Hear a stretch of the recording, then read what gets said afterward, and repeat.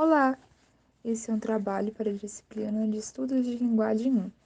Nele nós iremos falar sobre a semântica.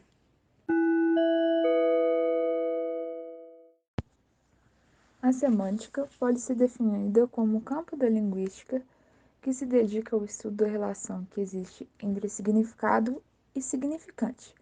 A partir daí, ela analisa as conexões existentes entre as palavras na organização lexical, o que é expresso em classes de análises.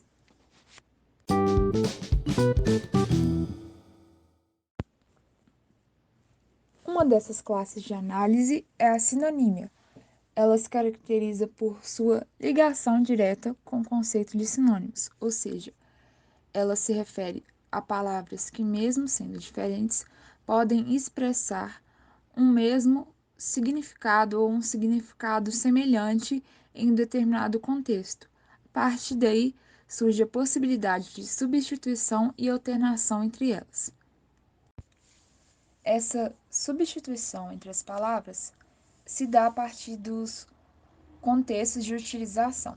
Por exemplo, em alguns contextos, a palavra novo poderia substituir a palavra jovem. Também, um outro exemplo, a palavra bonito poderia substituir o belo. Engraçado poderia substituir o divertido, e assim por diante. Já a antonímia, ela se caracteriza como sendo o inverso da sinonímia, ou seja, ela se relaciona diretamente com os antônimos. Nesse caso, os sentidos das palavras se encontram em oposição, ou seja, há uma contradição entre os significados, os quais expressam a ideia de contrariedade. Como, por exemplo, a palavra bonito é o antônimo de feio. A palavra diferente é o inverso de igual. O chato é o inverso de engraçado. E assim por diante. Em seu artigo A relação entre denotação, conotação, uma questão de plurissignificação imanente, José Mário Botelho, doutor em letras e docente na Universidade Estadual do Rio de Janeiro, afirma que uma palavra possui sentidos denotativos e conotativos, o que qualifica a palavra como polissêmica. Assim, pode-se dizer que se define um vocábulo como denotativo ou conotativo de acordo com um contexto, ou seja, não é uma criação individual que trará essa significação a um termo. Posto isso, é necessário explicar esses dois conceitos da semântica que se relacionam de maneira tão significativa. A denotação é caracterizada por apresentar o sentido literal da palavra, normalmente utilizada em textos que possuem uma linguagem mais formal.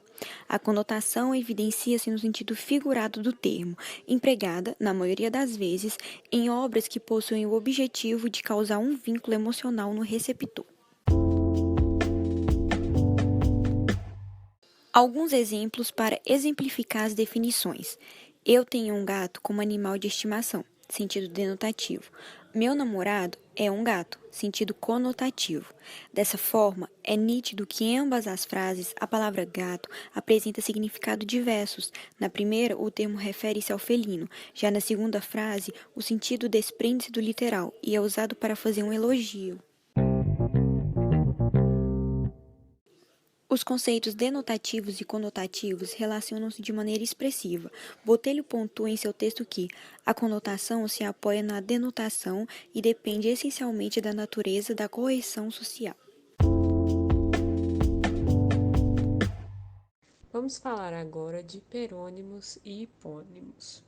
Normalmente estudados juntos, esses são conceitos que se relacionam, sendo definidos como hiperônimos são as palavras com sentidos mais abrangentes, que transmitem a ideia de um todo, de uma classe ou grupo. Hipônimos são palavras com sentidos mais específicos, transmitem a ideia de uma parte de um todo, de um elemento de um grupo.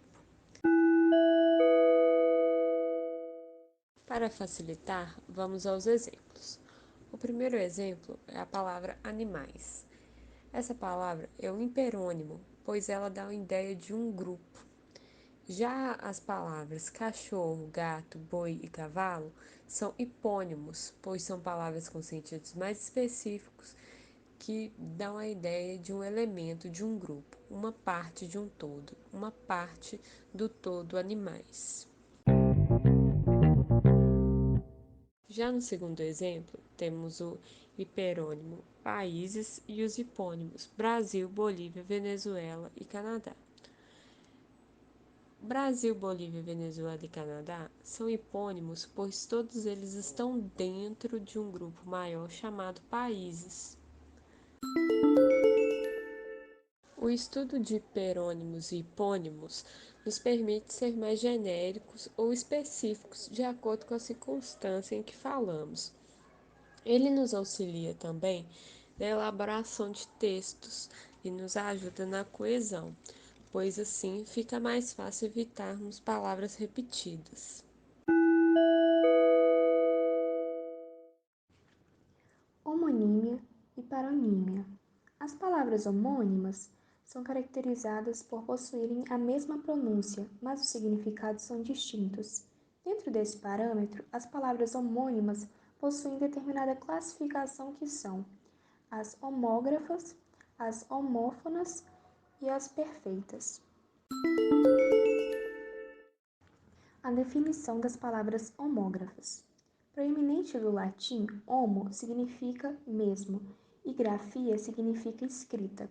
Logo, possuem a mesma grafia, porém a pronúncia delas são distintas. Para exemplificar, colher, verbo, e colher, substantivo. Sede, lugar, e sede, vontade de beber água.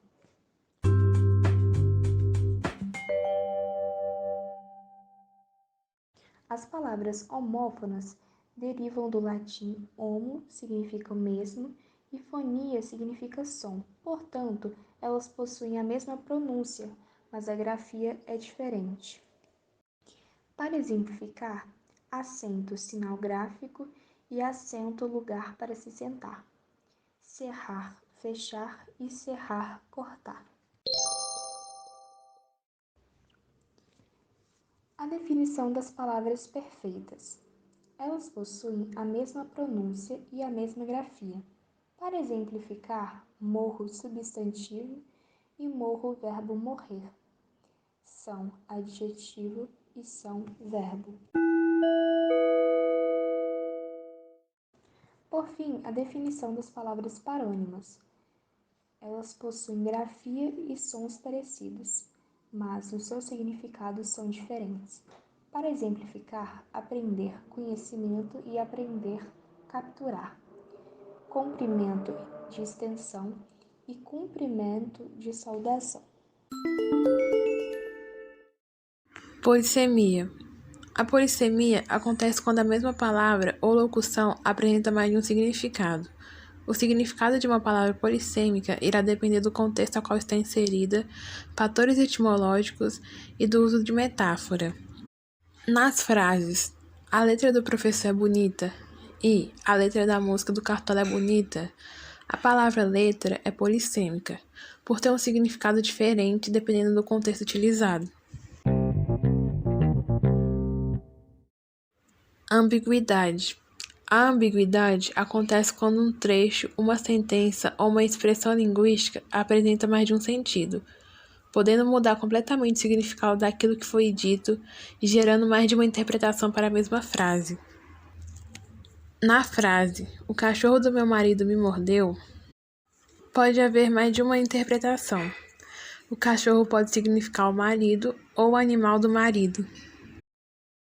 E na frase, é proibido entrar na loja de blusa, também há dois significados. Pode ser entendido como não ser permitido entrar na loja que vende blusas ou não pode entrar na loja usando blusas.